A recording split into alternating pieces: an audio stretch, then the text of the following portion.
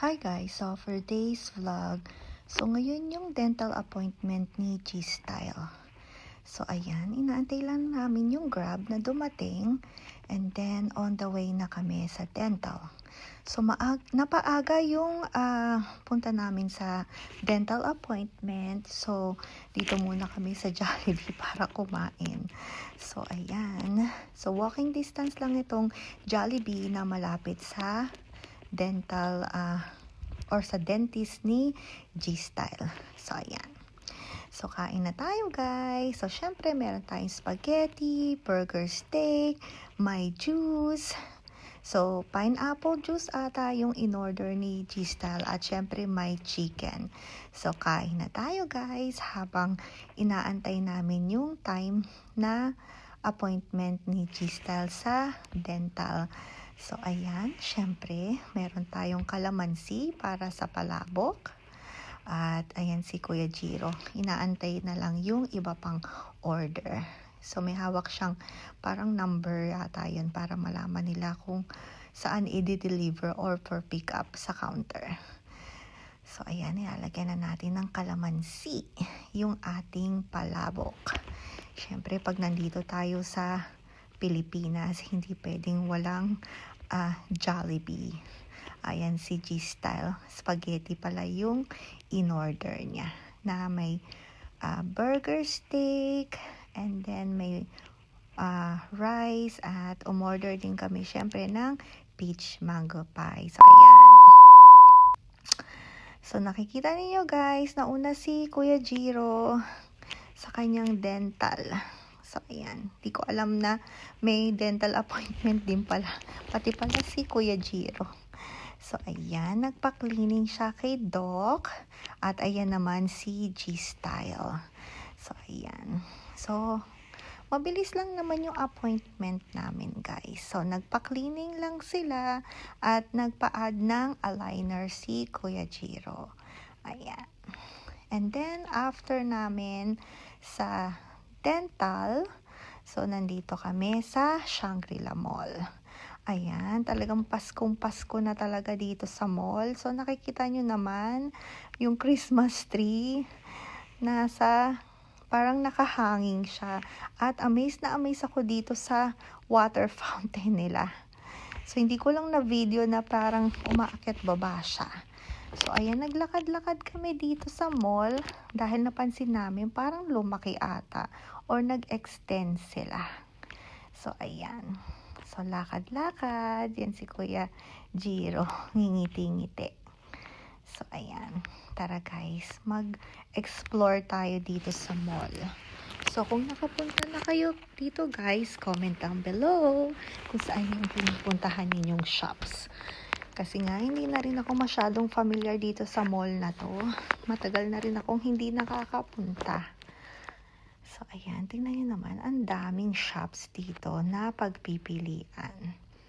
So, ayan, talagang na-amaze ka dito kasi nga, dito sa Pilipinas, napakadami ng mall. Ayan, magsasawa ka din. Kaya nga, pag nasa ibang bansa ka, parang maninibago ka. Dahil kahit na may mga mall, parang konti lang din yung tao. So, ayan, tingnan natin. Banda dito, may nakita kami dito, guys. Parang, ano siya. Ayan, puntahan natin. Dahil sabi ko kay Jiro, tingnan mo, oh. Or kay G-Style. Ayan. So, lakad-lakad. So, itong Asian Hair Restoration Center. Ayan. So, dito lang kami una sa sa harap. Ayan, tinitignan lang namin ito. And then, tinawag na kami. Ayun nga. So, ayan. Inaantay lang namin. Parang nag-walk-in lang kami dito. And then, medyo curious kami. Ano tong hair restoration na yan. Asian Hair Restoration Center. Dahil kung napapansin nyo guys, si G-Style ay nauubos na yung kanyang mga buhok. So, ayan. So, nakalimutan ko yung tawag dito guys. So, chine-check nila yung siguro yung hair kung may pag-asa pang tumubo. So, ayan. Meron silang machine na ginagamit. So, ayan. Napaka-advanced talaga ng technology. Ayan.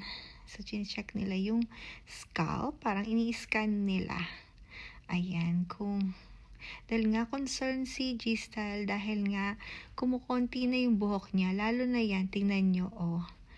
Ayan. May bald spot na siya.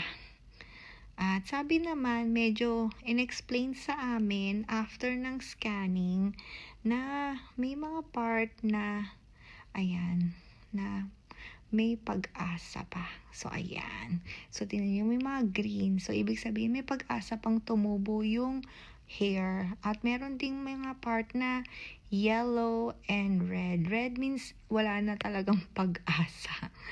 So, ayan. So, after namin doon sa Asian hair, so, nag-continue kaming maglakad-lakad dito banda. O, tingnan nyo naman.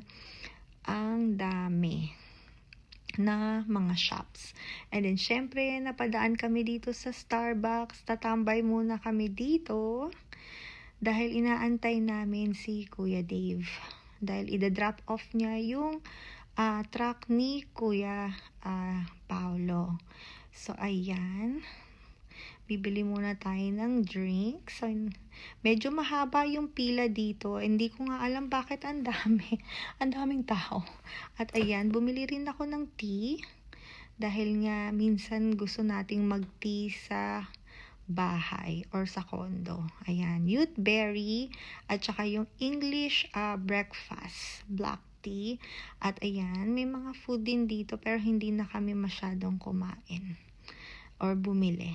Ayan, gusto ko lang ipakita sa inyo. So, ayan yung paborito kong American waffle. Pero hindi tayo mag-waffle this time. Ayan, so meron ding corned beef pandesal. So, ayan. O, diba guys? Pili na kayo guys kung anong gusto nyo. At ayan. So, nag-end up din guys na bumili ako ng corned beef pandesal. Sabi namin drinks, pero ayan. At bumili kami ng coffee jelly. Ayan. Dahil dito lang meron sa Pilipinas niyang coffee jelly. Ayan. So, tigisa kami ni G-Style.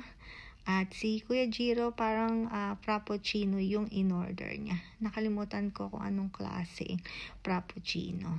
Pero ayan. So, corned beef pandesal. Dahil, yun nga, sabi ko, dito lang meron yan. Dahil sa Japan, walang corned beef pandesal. Pero meron siyang American waffle. At mga iba pang bread. Siyempre, dito yung pandesal. Well-known yan sa atin dito sa Pilipinas. At ayan ang ating coffee jelly. Ayan, napaka-sarap nitong coffee jelly na to. Talagang hindi mo titigilan talagang inumin. So, ayan. Dahil si Giselle din, ayan, same lang kami ng drink. Ayan, habang inaantay natin, ayan na, nakasakay na kami sa truck ni Kuya Paolo. Bali, ito, si Kuya Dave pa yung nagda-drive. And then, pababa na lang sa EDSA si Kuya Dave para pabalik na ulit siya sa Pampanga. Ayan, ang bait talaga ni Kuya Dave, diba? Talagang nag-take time siya na i-drop off yung truck ni Kuya Paolo para may magamit kami dito sa Manila. So, thank you Kuya Paolo dahil pinahiram mo yung truck mo. Ayan. And then, dito kami dumaretso sa SM. Ayan. Sa Hypermart ata yun. Ayan. Malapit sa Tiendesitas. Ayan. At umorder sila G-Style ng eto. Ano ba yan? Steak ata yan. Ayan. Nakalimutan ko kung anong pangalan nito, pero steak yan. And then, ayun, may pansit ata to guys, at sweet and sour. O, diba? Talagang ayaw naming tigilang kumain. Dahil nga, syempre guys, napakasarap ng pagkain dito sa Pilipinas. Ayan, si Giselle na-excite na siya dun sa pansit niya.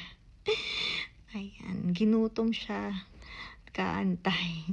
Pero dahil nga na-traffic kasi si Kuya Dave pag drop off ng sasakyan. At ito, hindi ko alam kung ano to guys. tatanungin ko nga si G-Style kung ano tong in-order niya. So, ayan, kain na tayo. Nakakapagod din talaga yung traffic dito sa Manila, lalo ngayong holiday season. So, ayan. At kinakausap ko si Kuya Jiro na kumain na siya. Ayan, dahil ayaw pa nga niya masyadong kumain dahil busog pa nga siya dahil 'di ba galing kami sa Starbucks. Kumain din siya nung corned beef pandesal. Pero ayan, dahil masarap nga ang pagkain dito sa Pilipinas kaya hindi mo talaga pwedeng hindian. Lalo na pag nakikita mo at naaamoy mo. So ayan, napakasarap talaga dito sa Pilipinas. Talagang balikan mo. So, ayan, nag-start na tayong kumain. Ayan si G-Style. Hindi ko lang alam kung ano yung isang in-order niya. Nakalimutan ko kung ano yung pangalan. Pero masarap din siya. Ayan. Pero sa akin, ayan. So, ayan. Uuwi na tayo after naming kumain. Pero ayan, napadaan kami dito sa tapat ng Tiendesitas dahil nagtataka rin kami, usually pag holiday season ay maraming nagbebenta ng mga food. Ayan. At dumating na rin sa wakas yung in-order nating Nespresso na Virtuo Pop yan. So, pinadeliver ko dito guys kasi nga tinatamad akong magbitbit. Dahil minsan, ayun nga, kung bibili ako niyan, tapos may pupuntahan kami, dala-dala ko pa. So, mas maigi na lang na, ayan, ipa-deliver dito sa condo. Usually, pag in-order niyo before cut-off time, I think yung cut-off time nila 1 or 3 o'clock, di-deliver nila the next day. Pero dahil nga after 3 ko na na-order, so nag-wait pa ako ng after 1 day. Pero worth it naman. So, ayan yung in-order ko, guys. At yan, binili kong tawag nito, yung coffee. Ayan, pods. Ayan. So, bumili na rin tayo ng extra. Ayan, dahil may kasama naman din yan, yung coffee maker. Pero, ayan, bumili ako ng extra. Next time, magdadala tayo ng galing sa Japan. Dahil may mga flavor sila sa Japan na wala dito sa Pilipinas. Ayan. So, na-excite naman ako dito guys dahil first time kong gagamit ng Nespresso coffee maker dahil sanay tayo sa Keurig. Ayan. So, ayan. So, 3 yung binili ko. Ayan. Bukod dun sa free niya. So, next time papakita ko sa inyo ayun nga, na marunong na akong gumamit nito guys. So, ayun, pakita ko sa inyo, ganyan pala siya. So, na-YouTube na natin yan or na-Google kung paano natin gagamitin. Actually, plug and play lang din naman ata ito. So, ayan. Na-excite na ako guys gamitin. So, babalitaan ko na lang kayo guys kung ano yung experience ko dito sa aking Nespresso coffee maker. Virtuo Pop. Ayan. So, di ba? Anong masasabi niyo guys? Pero sa ngayon, hanggang dito na lang muna. Thank you guys for watching. See you guys next time. Bye guys!